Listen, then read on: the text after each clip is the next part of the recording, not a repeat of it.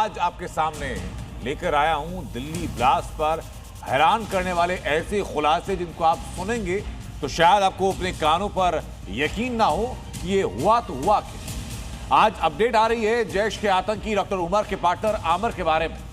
ये अपडेट क्या क्या है, जिसको एनआईए ने रिमांड पर ले लिया है, उससे दिल्ली बम धमाके जुड़े हुए एक एक सवाल पूछे जा रहे हैं, हर कड़ी को जोड़ा जा रहा है। मैं दिखाता हूं आपको सबसे पहले आमिर की उमर की खतरनाक आतंकी जोड़ी पर ये डिटेल रिपोर्ट।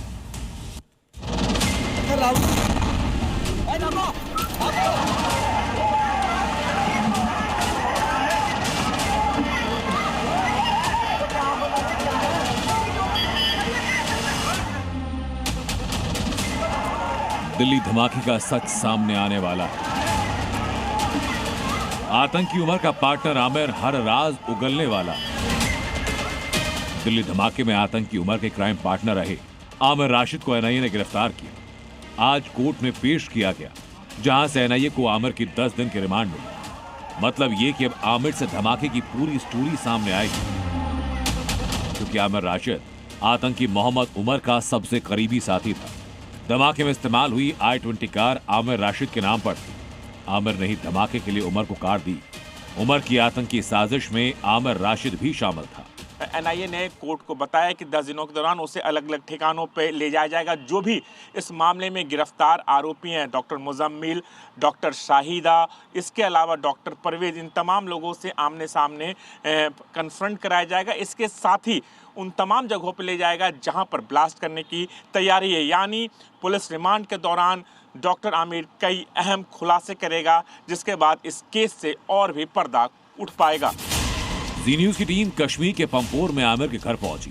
वहां उसके परिवार ने आतंकी कनेक्शन की बात से इनकार किया। साथ ही आमिर की गिरफ्तारी से जुड़ी पूरी कहानी को पलट दिया। 10 तारीख को हम आपके घर आए थे यहाँ, तब आपने बताया था कि इन दोनों को जो है भाई घर में थे। हाँ, पुलिस ले गई थी। पुलिस ले गई। हाँ, उसके बाद क्या हुआ?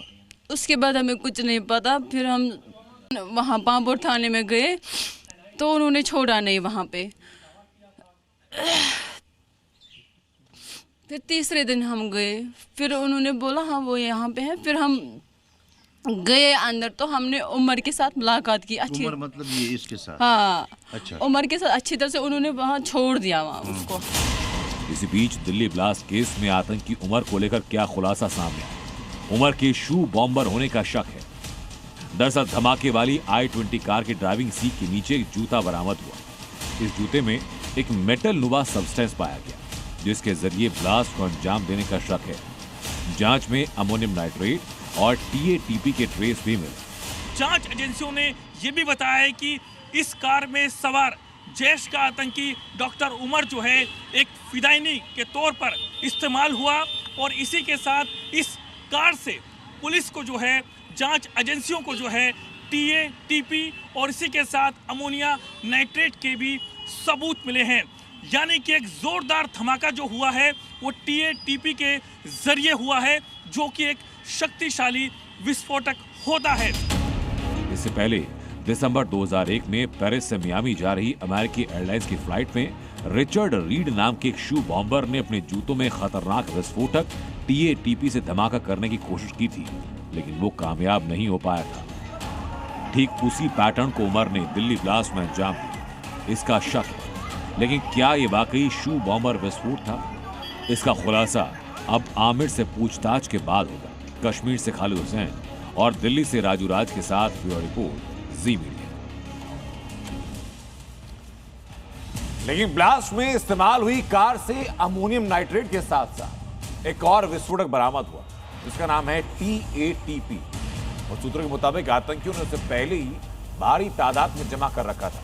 लेकिन TATP क्या है? फुल फॉर्म है ट्राइसिटॉन टाइप पेरोक्साइड। ये दुनिया के सबसे खतरनाक विस्फोटकों में से एक माना जाता है। इसे एसीटोन, हाइड्रोजन पेरोक्साइड और एसिड से मिलाकर के बनाया जाता है। वजन में हल्का होता है, ताकतवर होता है और बड़ा ब्लास्ट करने वाला यानी भारी नुकसान पहुंचाने वाला होता है। बहुत छोटी से रगड़ की जरूरत होती है, थोड़े से झटके से फट सकता है। इसे स्कैनर या मेटल डिटेक्टर से पकड़ना मुश्किल होता है और इसे आतंकी दुनिया में सबसे मुफीद विस्फोटक के नाम से जाना जाता है। इसका इस्तेमाल 2005 के लंदन ब्लास्ट और 2016 में ब्रुसेल्स एयरपोर्ट अटैक में हुआ था। आईएसआई जैसे संगठन इसे विस्फोटक का कई बार इस्तेमाल कर चुके हैं। ये टीएटीपी के बारे में जानकारी थी।